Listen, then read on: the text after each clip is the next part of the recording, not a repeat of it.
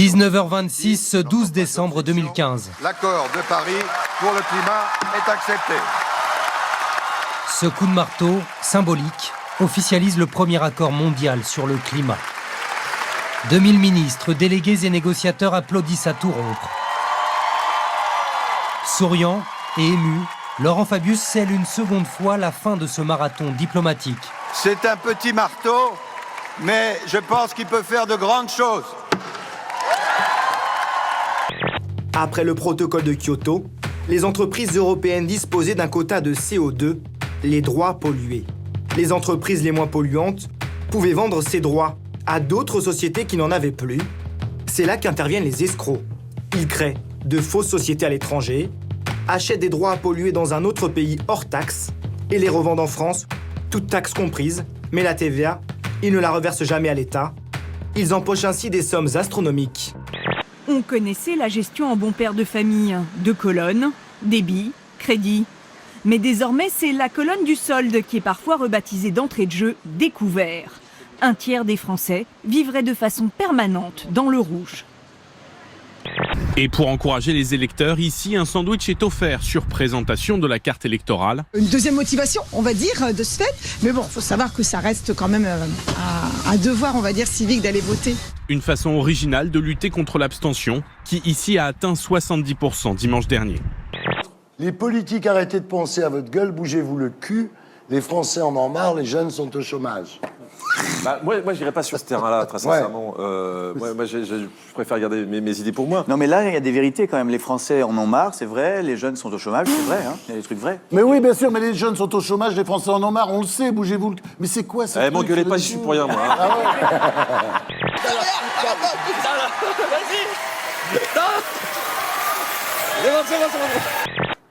Il faut savoir que les banques françaises vivent avec notre argent, c'est bien connu. 65% de leurs avoirs sont des comptes de particuliers et les frais bancaires ont augmenté près de 2 fois plus vite que le revenu de toute la France entière. Si bien qu'en 2009, selon UFC Que Choisir, les frais bancaires ont représenté l'équivalent de 15 milliards d'euros qui ont été ponctionnés sur les comptes des particuliers. Un petit manque à gagner pour le budget de l'État, mais certainement un pas en avant pour les femmes. Les députés ont voté la baisse de la TVA sur les protections hygiéniques féminines. Merci beaucoup. Et tu vas le mettre où alors? Dans mon... Pardon, ma cheminée, sur mon étagère. Vous avez entendu la même chose que moi? Mais ça va pas. J'ai cru qu'elle allait dire dans mon cul, mais ça va pas bien. J'allais dire dans mon poule. Ah d'accord. La marque de lingerie n'a pas hésité à débourser près de 15 millions de dollars et à convier des stars de la pop pour cet événement vu par 500 millions de personnes à travers le monde.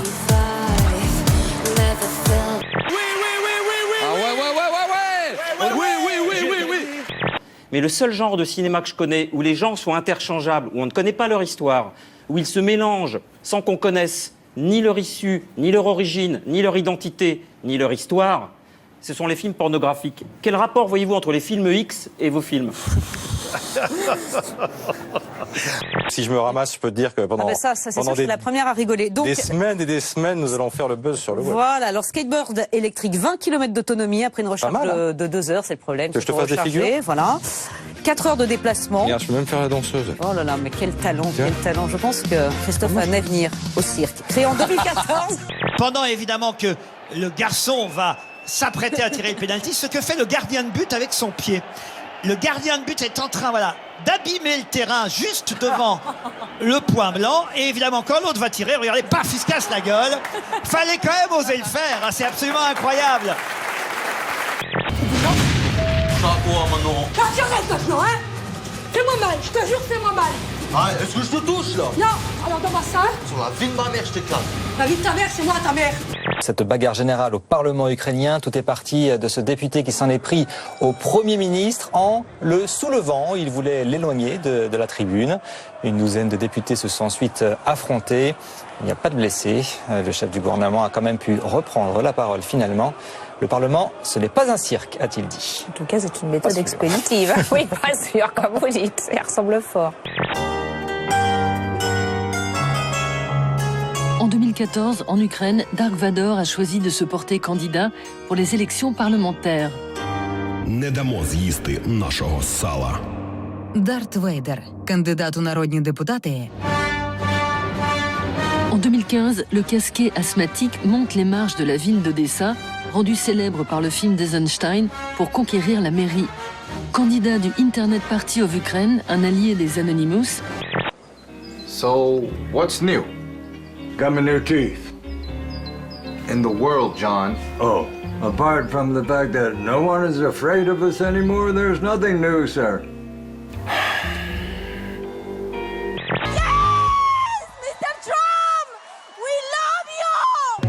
Donald Trump, lui, il est fan d'Harrison Ford et du film Air Force One. Harrison Ford en président des États-Unis contre des terroristes qui s'en prennent à l'avion présidentiel. Et ça, Trump, il l'adore. J'aime Harrison Ford, il se bat pour l'Amérique. Une déclaration qui est revenue aux oreilles du principal intéressé. It was a movie. It's not like this in real life. But how would you know? But can two old friends have a drink? At least. Yes. Yes, we can. You sit down at the desk.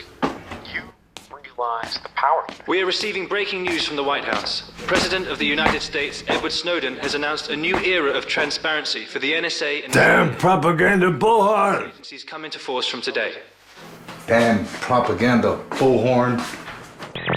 De la maternelle à l'université, on est enfermé. Les jeunes appellent ça le bahut, d'ailleurs. Ensuite, tout le monde travaille dans des boîtes, des petites, des grandes boîtes. Même pour s'amuser, on va en boîte. On y va dans sa caisse. Ensuite, il y a la boîte à vieux. Et la dernière boîte que je vous laisse deviner. Et oui, plus moyen de mourir tranquille. Après avoir envahi notre vie, le net s'intéresse désormais à notre trépas. C'est la e-death industry, le business de la mort virtuelle.